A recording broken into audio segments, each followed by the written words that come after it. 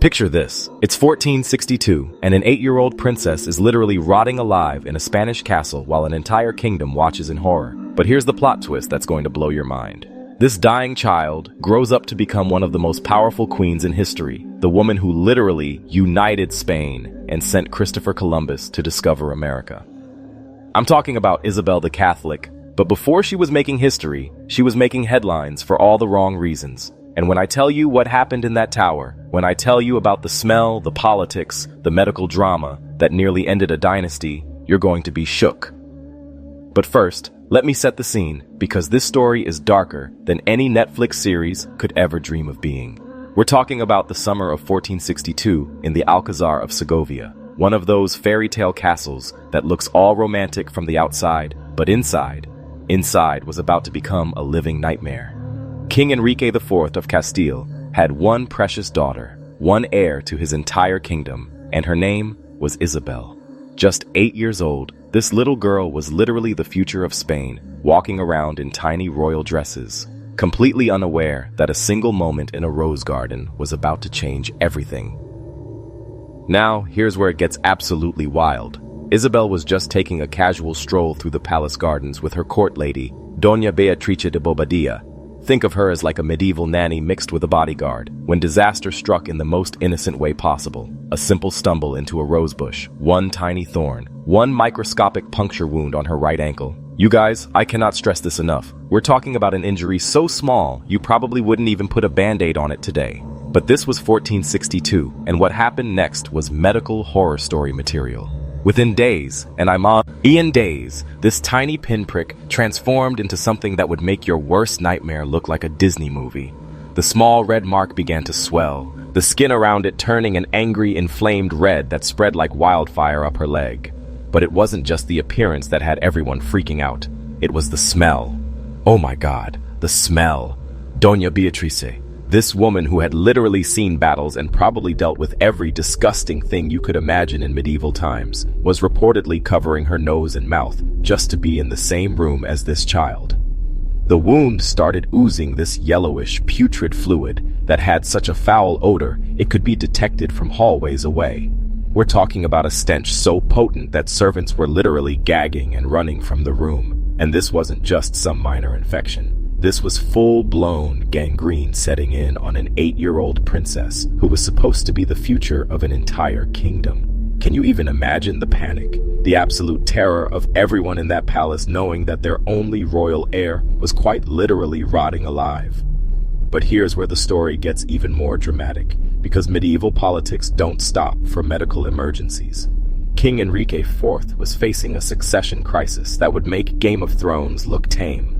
Isabel wasn't just his daughter, she was his only legitimate heir, and in a world where royal bloodlines determined the fate of nations, her death would have thrown all of Spain into chaos. The nobles were already circling like vultures, probably calculating their moves for a power grab if the worst happened, and the worst was looking increasingly likely by the hour. Enter Dr. Abraham Jaliv, the court's Jewish physician, and guys, when I tell you this man walked into a nightmare scenario, I mean it literally. The moment he examined Isabel's ankle, he knew they were dealing with something catastrophic: gangrene.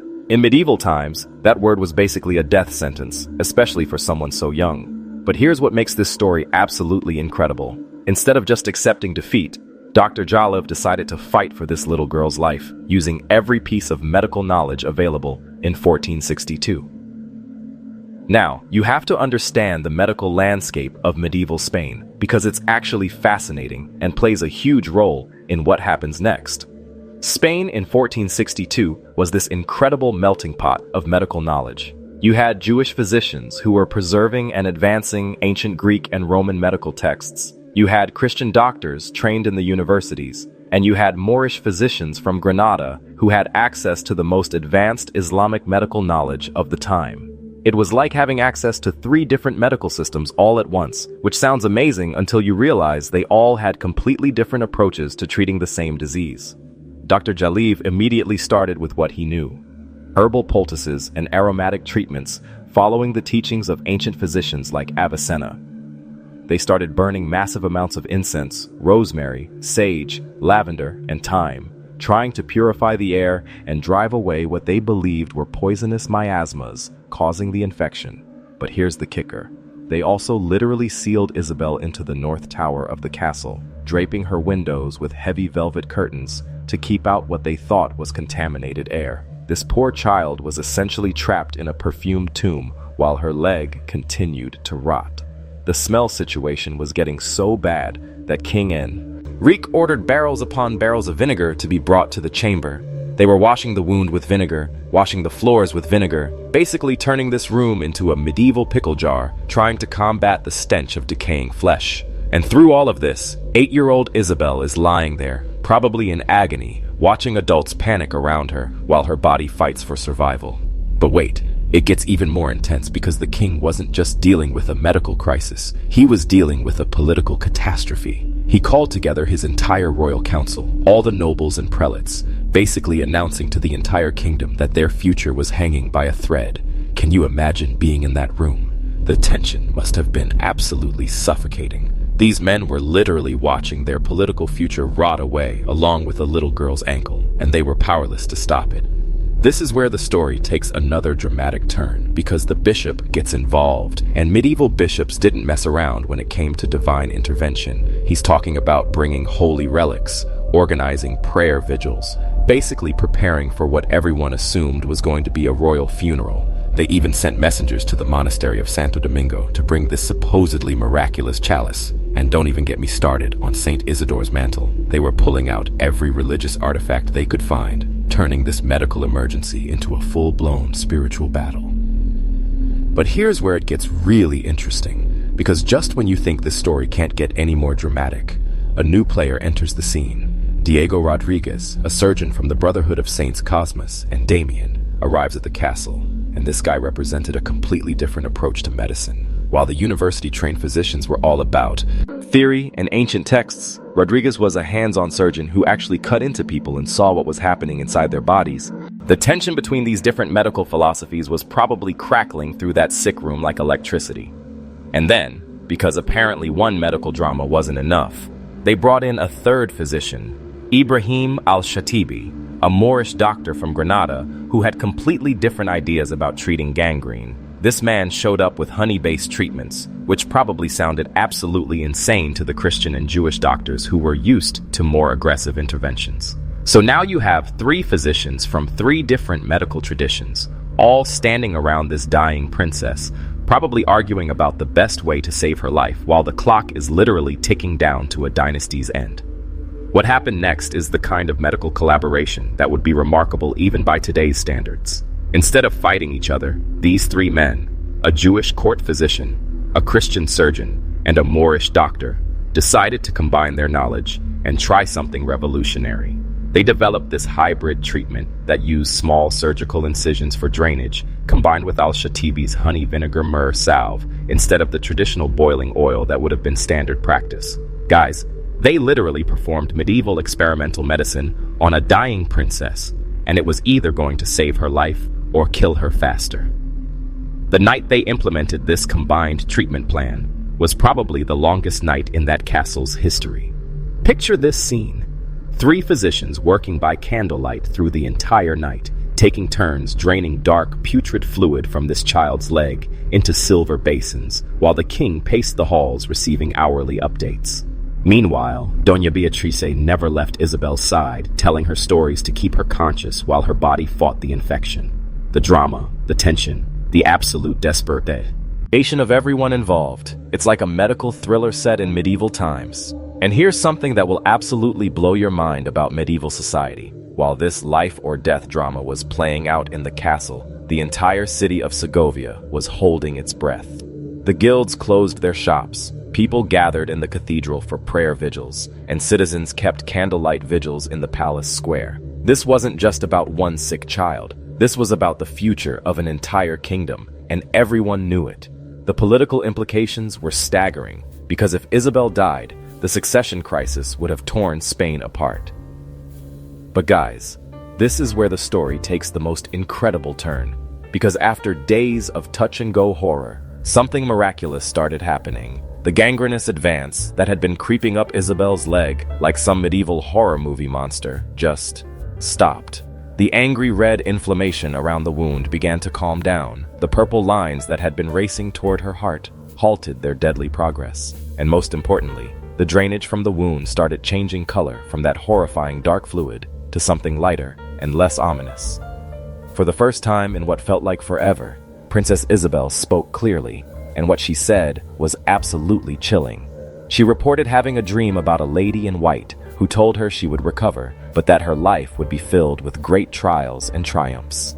Medieval people took dreams seriously, especially from dying royalty. So when word of this vision spread through the castle, it was like a sign from heaven that the princess might actually survive this nightmare. The medical team was cautiously optimistic, but they weren't celebrating yet because gangrene is unpredictable, and medieval medicine was still basically educated guesswork mixed with prayer. They established a 24-hour watch rotation, with at least one of the 3 physicians always present in case the infection suddenly turned aggressive again. The tension in that room must have been unbearable, everyone watching for the slightest sign that the disease might be coming back to finish what it started. And then something absolutely beautiful happened that shows you just how tough this 8-year-old was. As the wound continued to improve, healthy pink tissue started appearing around the edges, and the dead flesh began naturally separating from the living tissue. The princess was literally healing herself from the inside out, avoiding the amputation that everyone had assumed would be necessary if she survived at all. But more than that, she started asking questions about the treatments, wanting to understand what the doctors were doing and why it was working. This is where you start to see the seeds of the incredible queen she would eventually become. Because even as a child recovering from near death, Isabel was showing this intense curiosity about medicine, governance, and the world around her.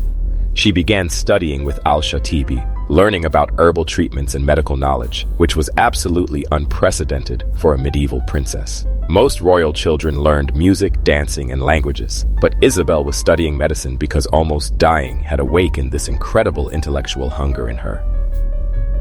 The queen, Juana, finally arrived from Avila after this exhausting journey, and the emotional reunion between mother and daughter was reportedly so intense that even the hardened court nobles were moved to tears.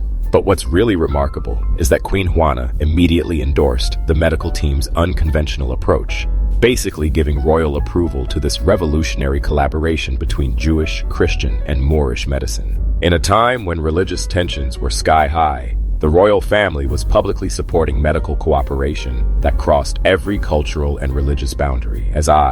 Sable's recovery continued. The entire atmosphere of the castle transformed from desperate crisis to cautious celebration. The fever that had been burning through her small body for days finally broke. Her mental clarity returned completely, and the wound began showing all the signs of healthy healing.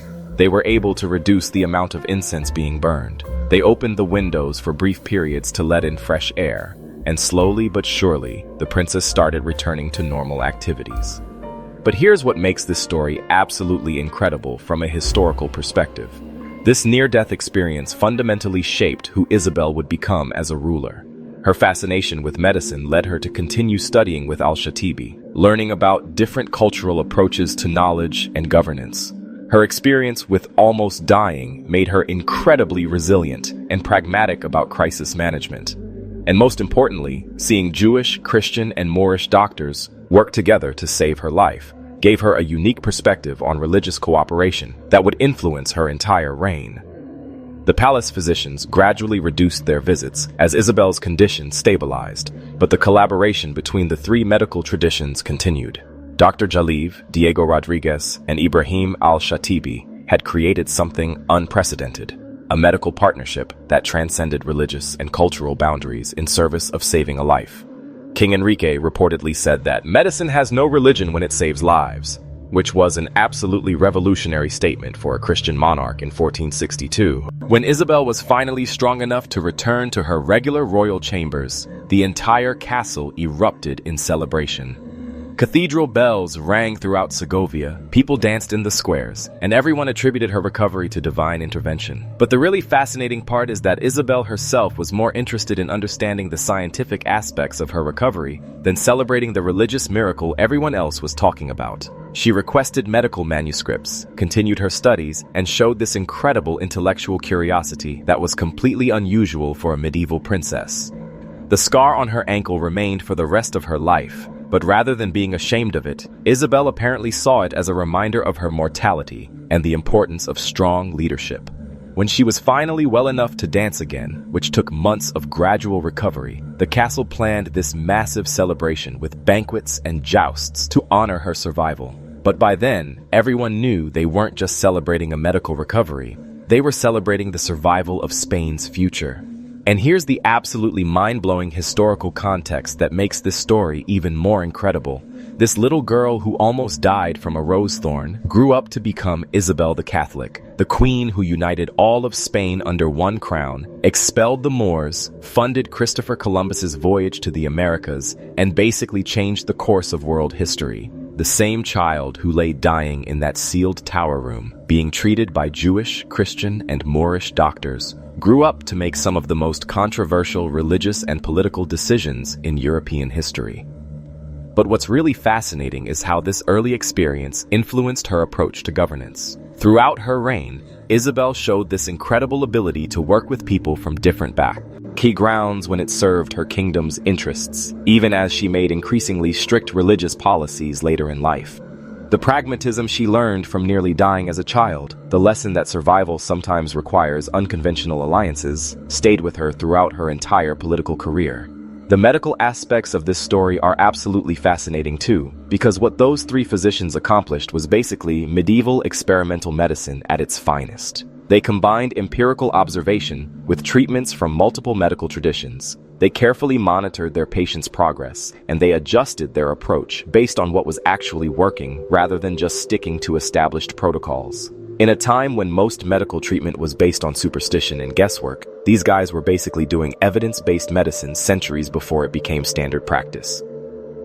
And let's talk about the political implications for a second, because they were absolutely staggering. If Isabel had died from that rose thorn, the entire history of Spain, and probably the world, would have been completely different.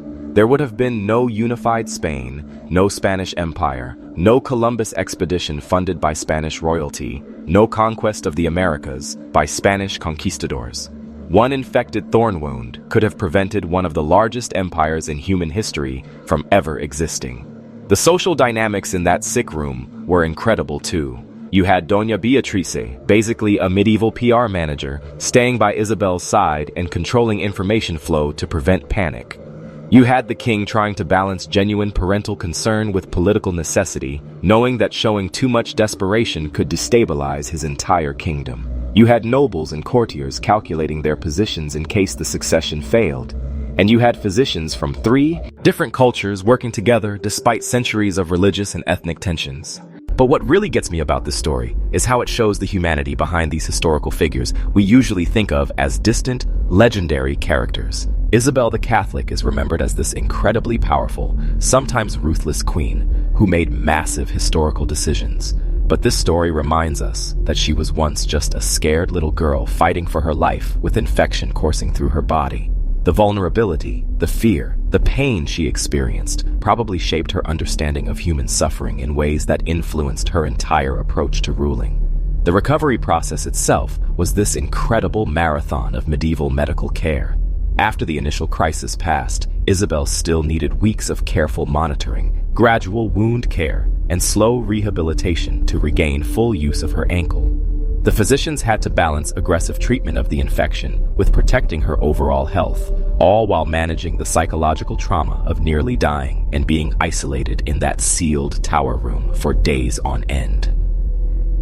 And can we talk about how badass Doña Beatriz de Bobadilla was through all of this? This woman literally never left Isabel's side during the worst of the crisis, telling stories to keep the semi-conscious princess engaged with life while dealing with the horrific smell and appearance of gangrenous infection. In a time when most people would have assumed the child was cursed or doomed, Beatrice maintained this incredible faith in Isabel's recovery and provided the emotional support that probably contributed as much to her survival as the medical treatment. The cultural collaboration aspect of this story is absolutely remarkable when you consider the historical context. 1462 was a time when Spain was deeply divided along religious lines, when Jewish communities were facing increasing persecution, when Christian and Moorish populations were in constant conflict. But in that sick room, facing the possible death of their future queen, all of those divisions temporarily disappeared in service of saving one child's life. It's like this perfect microcosm of what Spain could have been if cooperation had triumphed over conflict. What's really striking is how this experience seemed to give Isabel this incredible resilience that served her throughout her entire life. She survived this traumatic near-death experience as a child, learned lessons about crisis management, medical innovation, and cross-cultural cooperation that most people never learn. When she faced political crises later as queen, she had this foundation of knowing that even the most desperate situations could be overcome with the right combination of knowledge, determination, and unlikely alliances. The medical innovations that saved Isabel's life were actually pretty revolutionary for the time. The combination of surgical drainage with honey-based antiseptic treatments was ahead of its time, and the careful monitoring and adjustment of treatment based on patient response was remarkably modern in its approach. These three physicians essentially performed a successful medical experiment that challenged traditional approaches and proved that innovation could triumph over established but ineffective protocols. But let's not forget the absolutely surreal atmosphere in that castle during the crisis. You had this little girl dying in a sealed room filled with burning incense and aromatic herbs, while messengers ran constantly between her chamber and the king's quarters providing updates. The entire court was basically holding its breath, conducting normal business while knowing that everything could change at any moment, depending on whether a child's infected ankle wound proved fatal or not. The public response to Isabel's illness was incredible too. When word spread through Segovia that the princess was near death, people spontaneously organized prayer vigils, cathedral processions, and guild closures. Ordinary citizens were keeping candlelight vigils in the palace square, basically showing that even common people understood the massive historical implications of this medical crisis. It wasn't just royal politics, it was about the future of everyone in the kingdom. And here's something that really shows Isabel's character, even as a child. When she finally started recovering and had enough strength to think clearly, she didn't just want to get better and move on. She wanted to understand what had happened to her, what the treatments were, and how the doctors had managed to save her life. This 8-year-old was basically conducting her own medical education while recovering from near-fatal gangrene, which tells you everything you need to know about the intellectual curiosity that would later make her one of history's most effective rulers. The collaboration between Dr. Jaliv, Diego Rodriguez, and Ibrahim al-Shatibi became legendary in medical circles of the time. They had proven that combining different medical traditions could achieve results that no single approach could accomplish alone. The Jewish physician's knowledge of ancient texts, the Christian surgeon's practical experience, and the Moorish doctor's innovative treatments had literally saved a kingdom's future by saving one child's life. What's absolutely mind-blowing is how this medical emergency accidentally created one of the most advanced treatment protocols of the medieval period. The careful documentation of treatments, the systematic monitoring of patient response, the willingness to abandon ineffective traditional methods in favor of innovative approaches. These guys were basically practicing evidence-based medicine in 1462, which wouldn't become standard practice for centuries. The psychological impact on Isabel was probably enormous, even though medieval people didn't really have concepts for trauma therapy or PTSD. This child had experienced days of excruciating pain, isolation, and the very real possibility of death, all while being conscious enough to understand that adults around her were terrified. The resilience she developed during this crisis probably contributed to her legendary toughness as an adult ruler who faced down challenges that would have broken weaker leaders. When Queen Juana finally arrived from Avila and saw her daughter's condition, the emotional intensity must have been overwhelming. This mother had written for days, knowing her child was dying, probably expecting to arrive for a funeral instead of a recovery. The reunion between mother and daughter, described as moving even hardened court nobles to tears, represents this incredible moment of human connection in the middle of a political and medical crisis. The gradual return to normalcy was almost as dramatic as the crisis itself. As Isabel's fever broke and her mental clarity returned, as the wound showed clear signs of healthy healing and the threat of amputation disappeared, the entire castle slowly transformed from a place of desperate crisis back into a functioning royal court. But everyone involved had been fundamentally changed by the experience of nearly losing their future queen to something as simple as a rose thorn. The educational impact on Isabel was profound and lasting. Her continued studies with al-Shatibi gave her insights into Islamic medical and philosophical knowledge that were virtually unknown to Christian royalty of the time. Her discussions with Don Alonso about the religious significance of the incense and myrrh used in her treatment connected her recovery to biblical traditions and religious symbolism. This child was getting an education in cultural and religious diversity that would influence her entire worldview. And here's what makes this story absolutely legendary. The scar that remained on Isabel's ankle became like a secret symbol of her incredible survival story. Every time she took a step for the rest of her life, she was reminded of those days when death seemed certain, when medical innovation and cross-cultural cooperation saved her life against impossible odds. That scar was basically a permanent reminder that she was living on borrowed time, that her life had value beyond her own personal existence. The banquet and jousts that were eventually held to celebrate Isabel's recovery were apparently spectacular, but by then everyone understood they weren't just celebrating a medical miracle. They were celebrating the survival of Spanish royal succession and the continuation of the Castilian dynasty. The little girl who had almost died from a rose thorn was back to dancing, learning, and preparing for a future that would ultimately change world history. So there you have it, guys. The absolutely insane story of how a single rose thorn almost ended the Spanish royal line and changed the course of world history. An 8-year-old princess literally rotting alive in a sealed castle tower, saved by revolutionary medical cooperation between Jewish, Christian, and Moorish physicians, who basically invented experimental medicine to keep a dynasty alive. And that dying child? She grew up to become Isabel the Catholic, the queen who united Spain, funded Columbus, and created one of the most powerful empires in human history. The court that sealed its windows to keep out poisonous air, the medieval medical team that broke every traditional protocol to save one life, the political crisis that hung in the balance while a little girl fought gangrene.